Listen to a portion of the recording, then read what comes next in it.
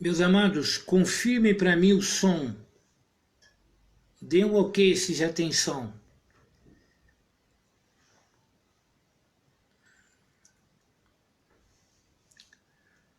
Se o som está chegando aí normal.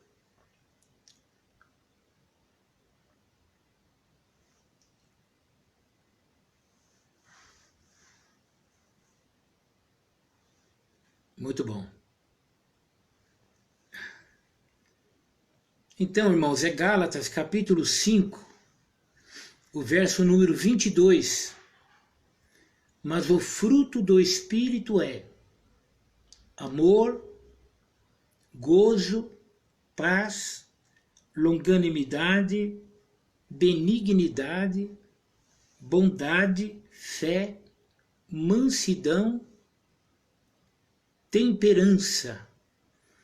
O apóstolo Paulo escreve aos Gálatas e, depois dele orientar a respeito do comportamento, do modo de tratamento que eles deveriam ter uns para com os outros, ele chega até a dizer no verso número 13, ele diz: mas servi-vos uns aos outros pelo amor. E ele vem orientando. Ele também chega a citar algumas obras da carne, comportamentos ruins, que nós não devemos ter. Onde ele diz: porque as obras da carne são manifestas, as quais são prostituição, impureza, lascívia, idolatria, feitiçarias, inimizades, porfias, emulações, iras, pelejas. E depois ele dá uma série de comportamentos, de obras da carne. Ele chega no verso número 22. E ele diz: mas o fruto do Espírito é. Esse mas é um termo na gramática que indica, é uma introdução a uma frase que vai trazer oposição àquilo que está sendo dito. Então, se Paulo citou as obras da carne, ele agora cita outro tipo de comportamento que se opõe a um comportamento carnal. Então ele diz assim: mas o fruto do Espírito é amor, gozo, paz, longanimidade, benignidade, bondade, fé, mansidão, temperança. Então Paulo, ele mostra, através do fruto do Espírito, que há um outro comportamento que nós devemos ter em relação ao próximo, em relação ao nosso irmão em Cristo. E ele começa pelo amor. Então, Paulo cita o amor como o primeiro aspecto desse fruto do Espírito. Observe que ele não diz frutos do Espírito. Ele usa singular, é fruto. Por quê? Porque é como se fosse uma flor que tem as suas pétalas divididas, como se fosse um fruto que tem os seus gomos divididos. Então, o fruto do Espírito é isso. São aspectos de um fruto que nós podemos chamar do amor. Então, o amor que o Espírito Santo derrama no coração do crente, ele tem essa capacidade de se dividir em vários aspectos. E o primeiro aspecto, Paulo fala do amor. E quando nós olhamos na primeira carta que o apóstolo João escreve, e ele vai falar a respeito do amor, ele diz assim: amados, amemo-nos uns aos outros, porque o amor é de Deus, e qualquer que ama é nascido de Deus e conhece a Deus. Viu? Então, a orientação bíblica para mim e para você, em relação ao meu irmão, né, é o amor.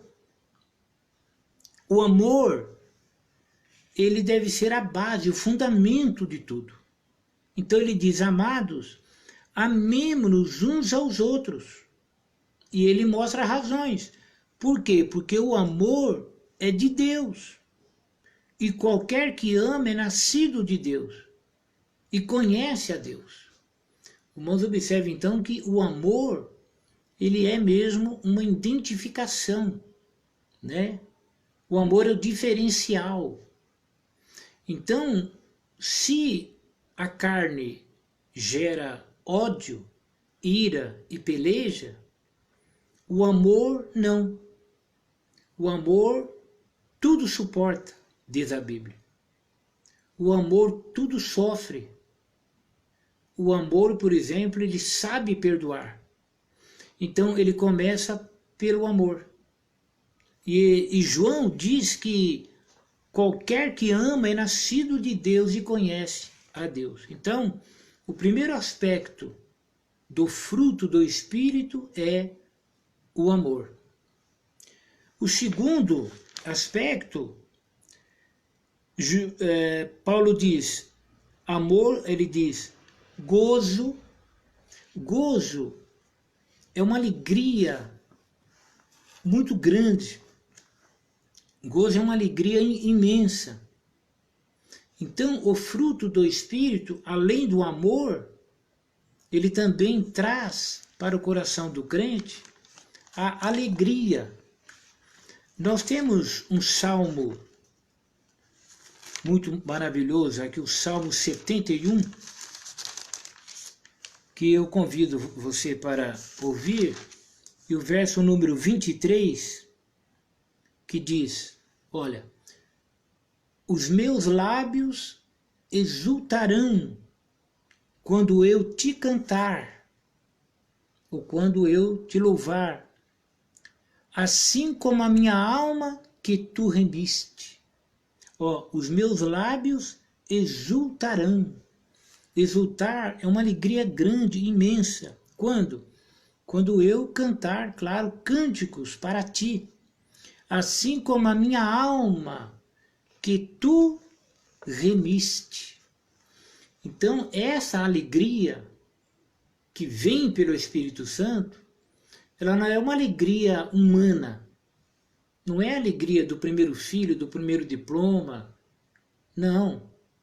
Não é a alegria do casamento, de alguma conquista terrena. É a alegria aqui, é a alegria da salvação. Né? Então, a salvação, ela produz no coração do crente uma alegria do céu. O salmista diz, a minha alma também exulta, porque tu me remiste. Então nós fomos libertos do pecado. O grande amor de Deus, revelado em Cristo Jesus, nos salvou. E o resultado dessa salvação é uma alegria imensa. É a alegria de ser crente. É uma alegria que o mundo não pode dar, mas também o mundo não pode tirar. É aquele prazer de estar na presença do Senhor. É aquele desejo, o coração, ele pulsa mais forte quando sentimos, quando meditamos naquilo que Jesus realizou por nós na cruz do Calvário. O Espírito Santo em nós, ele causa o quê? Alegria. Você lembra da mulher samaritana? Ela ficou tão animada depois que ela bebeu da água da vida eterna, que ela que foi buscar água, diz que ela deixou o balde e foi para a cidade sem o balde. Ela esqueceu da água, ela deixou o balde lá. Então é aquela alegria, né, que invade o coração do crente, e ele quer contar para a família toda que ele é crente. Ele quer que o mundo inteiro se converta num dia só, não é? É aquele sorriso estampado. Um crente alegre, ele não consegue ver defeito em nenhum irmão. Ele vê Cristo na vida de todos os irmãos. É uma alegria transbordante. Então esta é a alegria gerada pela presença do Espírito Santo no coração do crente. É uma alegria mesmo em meio à tristeza, por incrível que pareça. Por quê? Porque se estivermos enfermos, Jesus cura. Se estivermos tristes, Ele alegra o nosso coração. Se morrermos, Ele nos ressuscitará naquele dia.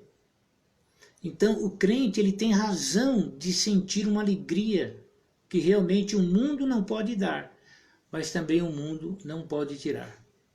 Paulo disse aos Filipenses: regozijai-vos sempre no Senhor. Outra vez vos digo, regozijai-vos. Então essa alegria profunda, ela vem da presença do Espírito Santo. Então, um time de futebol, qualquer entretenimento, não consegue dar ao coração do homem uma alegria duradoura. Ele pode até sorrir hoje, quem sabe até um pouco amanhã, mas depois ele vai precisar de mais alguma coisa para sorrir. E nós que somos crentes, não. A nossa alegria ela é permanente. Por quê? Porque Deus ele está conosco. A alegria da salvação é que Deus está conosco. Então, o fruto do Espírito Santo, ele é amor, ele é gozo, ele é alegria. Ele também é paz. Jesus disse: eu vos deixo a minha paz. Eu vos dou a minha paz. Eu não a dou como o mundo a dá. Por quê? Porque paz para o mundo é ausência de guerra. E no caso dessa paz, essa paz ela está conosco em qualquer circunstância. Mesmo havendo guerra contra nós, nós estamos em paz. Por quê? Porque a justificação em Cristo Jesus, o perdão dos nossos pecados, ele abriu caminho para estarmos na presença de Deus, e a presença de Deus, o perdão de Deus, nos traz paz. Nós temos paz mesmo em meio à tempestade. O mundo não entende isso. Por isso que Jesus disse que quem é nascido do Espírito, ele é como o vento. O vento, você sente o vento, mas você não sabe de onde ele vem nem para onde vai. E Jesus diz: assim é todo aquele que é nascido do Espírito. As pessoas não entendem. Como é que pode? A pessoa está desempregada e está contente. A pessoa está enferma e está contente. Quando você visita um crente enfermo, você pode perceber, por mais difícil que seja o momento, ele tem paz. Ele transmite paz. Quando você vai visitar um crente genuíno, você sai confortado. Ele está em paz. Mesmo em meio à tempestade, ele está em paz. Por quê? É a paz que vem do Espírito Santo. Jesus disse: eu vos deixo a minha paz. Eu vos dou a minha paz. Eu não a dou como o mundo a dá. Então o mundo não tem paz duradoura. Não tem paz duradoura. Nós temos. Então, apesar de tudo, nós temos paz. Você pode receber a paz de Deus nessa noite. Se você ainda não sente essa paz ela vem pela presença gloriosa do Espírito Santo. Quando Paulo escreve aos Romanos, lá no capítulo 12, ele vai citar lá, e aí já é um outro aspecto do fruto do Espírito, porque paz vem a longanimidade. Longanimidade, não é? Longanimidade, no capítulo 12 e o verso número 12, quando Paulo escreve aos Romanos, nós encontramos na epístola de Paulo aos Romanos, no capítulo 12, o verso número 12, alegrai-vos na esperança, sede pacientes na tribulação, perseverai na oração. Essa longanimidade, ela é paciência, né? Longanimidade é aquela capacidade dada pelo Espírito Santo de esperarmos um pouco mais, né? E quando você fala de esperar, nós temos que pensar na paciência. Então, tudo que é feito às pressas, normalmente não termina bem. Então, nós precisamos dessa longanimidade, dessa paciência gerada pelo Espírito Santo em nós. Jesus era longânimo e nós precisamos ser longânimo. Quando o mesmo Paulo ele escreve a Timóteo, ele diz algo muito interessante aqui no capítulo 2, na segunda carta, no capítulo 2, o verso número 24, ele diz assim: e ao servo do Senhor não convém contender, mas sim ser manso para com todos, apto para ensinar, sofredor. Observe, e ao servo do Senhor não convém. Não convém quer dizer não é útil, não vai trazer proveito. O que não é útil nesse versículo aqui? A contenda, não é? A briga. Contenda é briga, é discussão, é disputa. Então, para mim e para você que somos servos do Senhor, não convém contender. Não é interessante. Vai me trazer problema. A questão aqui não é medo. A questão aqui é sabedoria, é prudência. Então, ao servo do Senhor não convém contender. Ah, mas eu vou fazer o quê? Está escrito aqui, ó. Mas sim, ser manso para com todos. Viu? Ser manso para com todos. No caso aqui, como era um obreiro, ó, apto para ensinar, sofredor. Esse sofredor aqui não é que gostar de sofrer. Esse sofrer aqui é no sentido de suportar. Então, ao servo do Senhor não convém contenda, brigas, né? Agressões, ameaças. Tiremos isto da nossa boca. Tiremos isto do nosso coração. Não vai trazer proveito. Nós vamos ter prejuízo. Ao servo do Senhor não convém contender. Entendeu?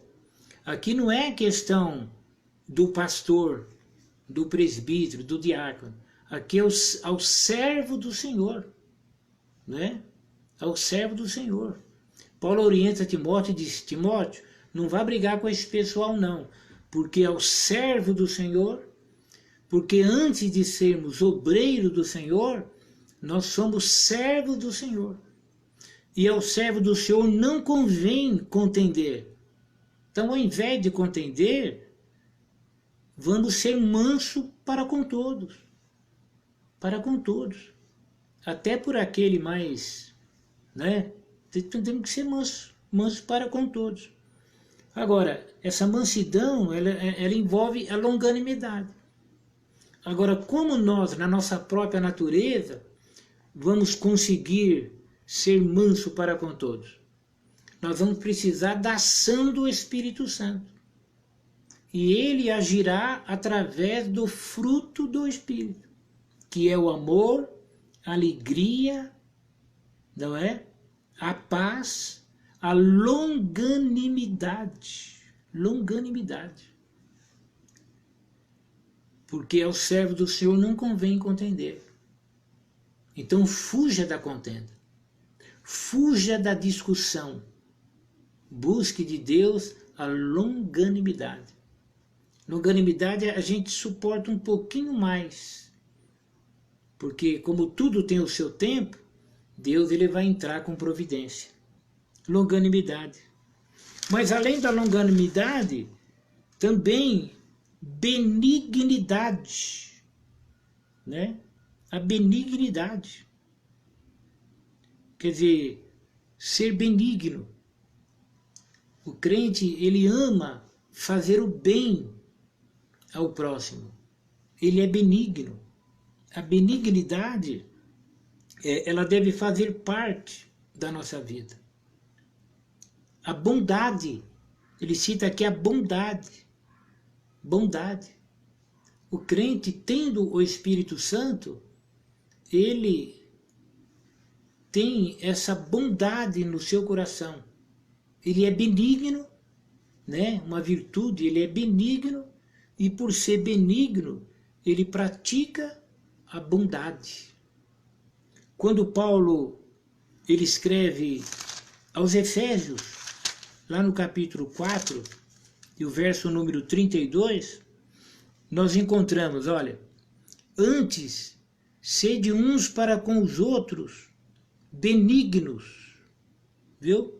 Benignos, misericordiosos, perdoando-vos uns aos outros, como também Cristo vos perdoou em Cristo.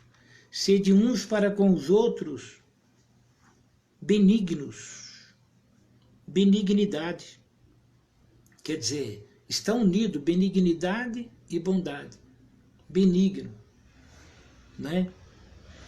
Atitudes de fazer o bem, prática do bem, querer só o bem para o próximo. Jesus disse que aquilo que nós desejarmos que seja feito conosco, nós temos que fazer com o próximo primeiro. E nós, claro, sempre queremos coisas boas para nós. Então, o benigno, né, a benignidade e a bondade do Espírito Santo, ela nos capacita para fazermos o bem, para praticarmos o bem. Depois ele fala da fé. Essa fé aqui, o sentido original é fidelidade.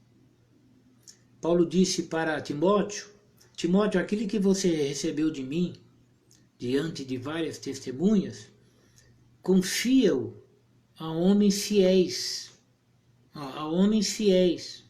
que sejam idôneos para também ensinar a outros. Idoneidade é capacidade. Mas antes da idoneidade, Paulo cita a fidelidade, fiéis.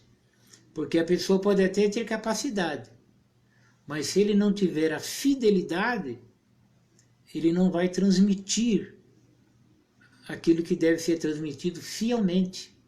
Vai faltar alguma coisa, vai acrescentar alguma coisa.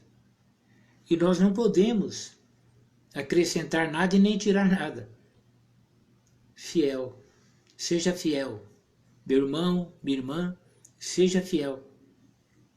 Seja fiel com a tua família, seja fiel com os teus superiores, seja fiel com o teu coordenador, com o teu regente, seja fiel com o teu irmão em Cristo.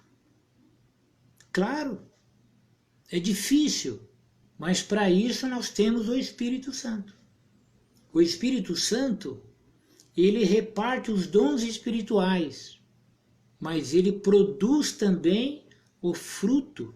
Ele reparte os seus dons, mas ele também reparte o seu fruto, que contém vários aspectos, que é o amor, a alegria, a paz, não é?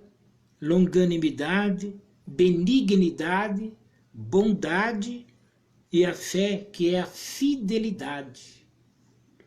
Por isso que o Espírito Santo foi deixado, para que o nosso comportamento fosse um comportamento à altura de um discípulo de Jesus. Um comportamento digno da nossa vocação. A grandeza é a nossa chamada por Deus. Por essa chamada tão grande é que nós devemos ter um comportamento exemplar. Então precisamos da ajuda do Espírito Santo. Depois ele diz assim, depois da fidelidade, ele diz mansidão. Mansidão. Mansidão não é sinônimo de covardia. Muito pelo contrário. A mansidão revela a sabedoria. Jesus ele falou sobre a mansidão, é um versículo muito conhecido, mas vale a pena ler. Mateus, no capítulo 11 e o versículo 29. Tomai sobre vós o meu jugo e aprendei de mim, que sou manso e humilde de coração, e encontrarei descanso para a vossa alma, porque o meu jugo é suave e o meu fardo é leve. Viu? Tomai sobre vós o meu jugo e aprendei de mim, aprendei de Jesus. E quais as qualidades de Jesus? Ele diz que sou manso e humilde de coração. A mansidão e a humildade, elas são duas irmãs que andam sempre juntas. O manso é humilde. É impossível ser humilde sem ter a mansidão. O manso, ele é humilde. A palavra humildade, ela vem de humus. E a raiz da palavra humus significa terra. Né? Humus é terra. E nós somos terra. Então a mansidão, ela é resultante da humildade. Quando falta humildade, falta mansidão. Quando falta humildade, né, se o nível de humildade estiver baixo, vai sobrar tumulto, vai sobrar agressões, vai sobrar humilhações, vai sobrar palavras pejorativas, palavras que diminuem a pessoa, palavras que ferem, palavras que matam, dependendo do caso. Então, a mansidão e a humildade andam juntas. Mansidão e humildade, Jesus tinha essas qualidades. Ele diz, aprendei de mim que sou manso e humilde de coração, e encontrarei descanso para as vossas almas. Então Jesus veio trazer descanso para a nossa alma. E por ele ser manso e humilde, o seu jugo é suave. Jugo é aquele aparelho que era colocado no pescoço dos dois bois para que caminhassem juntos. E Jesus está dizendo que o jugo dele é suave, né? E o fardo é leve. Quer dizer, andar junto com Jesus não é pesado, porque o jugo de Jesus aqui fala de obediência, aqui fala de submissão. É suave obedecer a Cristo. E o fardo é leve, né? A marca de Cristo, né? Que nós levamos em nós, a Bíblia diz, o bom nome que foi invocado sobre vós é leve. Então Jesus, ele não sobrecarrega a alma de ninguém. Por quê? Porque ele é manso e é humilde. Você não pode imaginar Jesus tratando pessoas aos trancos e barrancos. Não, ele é manso e humilde. Ah, pastor, ele pegou o chicote. Claro, Ele é Deus, ali era autoridade. Como ali se tratava de um bando de larápios, Jesus disse, vocês fizeram da casa de meu pai um covil de ladrões. Então Jesus estava chamando eles de ladrões, de larápios. Mas ali era autoridade divina, energia. Então quando Jesus se encontrava com a hipocrisia, com o pecado, era a energia contra aquilo que é errado. Mas quando ele encontrava com a alma carente, né, dependente, a mansidão e a humildade se manifestava. Ele diz para a mulher, lembra daquela mulher que há 12 anos sofria com uma hemorragia interna, fluxo de sangue? Quando ela foi curada por Jesus, Jesus sentiu que dele saiu virtude. E ele disse, quem me tocou? Aí alguém disse, mas Senhor, todo mundo está tocando. Ele disse, não, alguém me tocou, de mim saiu virtude. Quem foi? E a mulher percebeu que não adiantava correr de Jesus. Então ela se manifestou, contou, né, o seu caso, deu o seu testemunho, e Jesus disse a ela, filha, olha só o que ele falou, filha, vá em paz, a tua fé te salvou. Viu? Então quando Jesus falava, quem precisava de amor se tinha amor. Quando ele era enérgico contra o mal, os fariseus entendiam muito bem. Os fariseus diziam assim, ele falou com a gente, viu? Oh, ele é contra nós, ele é assim, ele é assim. Ele sentiu o peso das palavras de Jesus. Mas quando Jesus falava com aqueles que dependiam, eles sentiam a sua mansidão e a sua humildade. Seja humilde e serás manso. Sejas manso e serás humilde. O Espírito Santo, a ave que simboliza o Espírito Santo é justamente a pomba. E a pomba é a única ave que nas suas entranhas não contém fel. O Espírito Santo, na realidade, é doce. Jesus disse, eu vos darei outro consolador. Esse termo outro, no original, é outro igual, do mesmo tipo. É como se Jesus dissesse, eu consolo vocês. O Espírito Santo vai consolar também. Então o Espírito Santo, ele é o consolador. Ele também dá mansidão e humildade. E finalmente, a temperança. Nós vamos ler o último verso aqui, Provérbios, no capítulo 29, e o verso número 11, que diz, um tolo expande toda a sua ira, mas o sábio a encobre e reprime. Um tolo expande toda a sua ira. Equivale a dizer que o homem tolo, a mulher tola, né, explode. Aí, essa explosão é transformada em palavras, atitudes e tudo mais. Mas é tolice fazer um tumulto desse.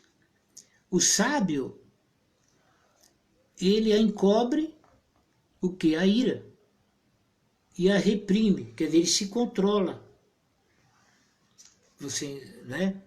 Então a temperança, ela é o mesmo que um autocontrole. Você se controla. O tolo explode, mas o sábio, ele se controla, ele reprime. A ira está no coração? A ira chegou? Sim. A ira em si mesmo não é um pecado.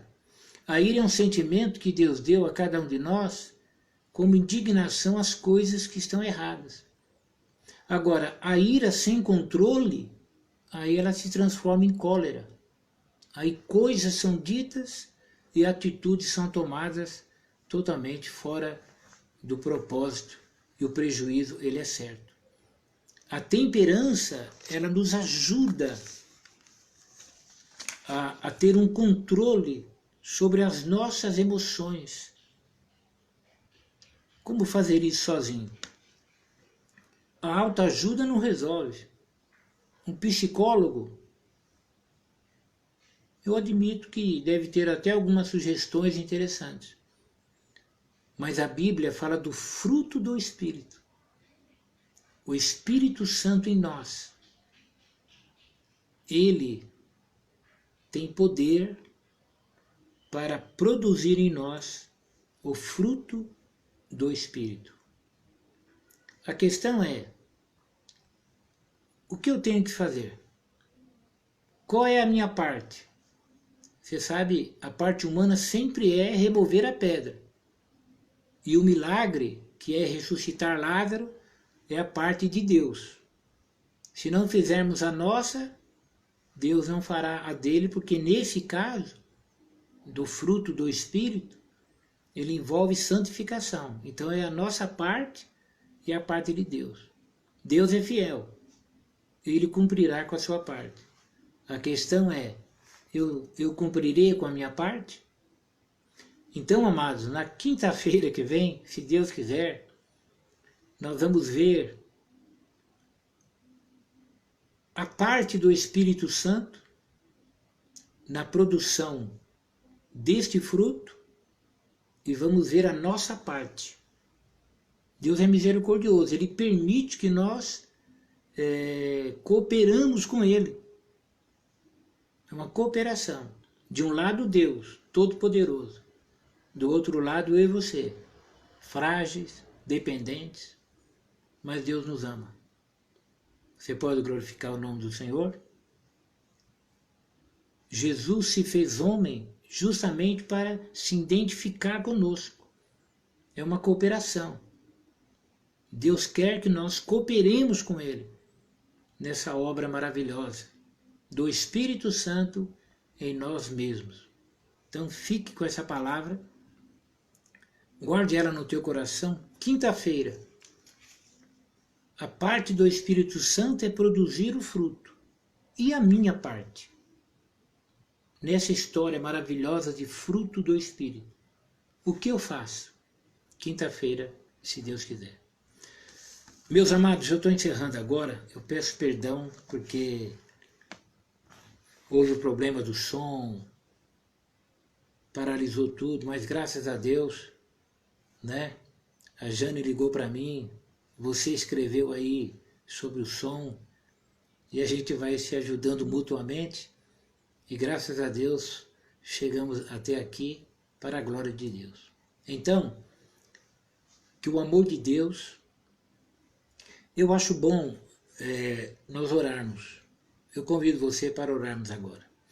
Maravilhoso Deus, eterno Pai, nós te agradecemos até aqui por essa palavra. Agora nos guarda para que possamos, com a ajuda do Teu Espírito Santo, cultivarmos esses frutos, ou esse fruto em vários aspectos no nosso coração. Nós pedimos isto em nome de Jesus. Amém.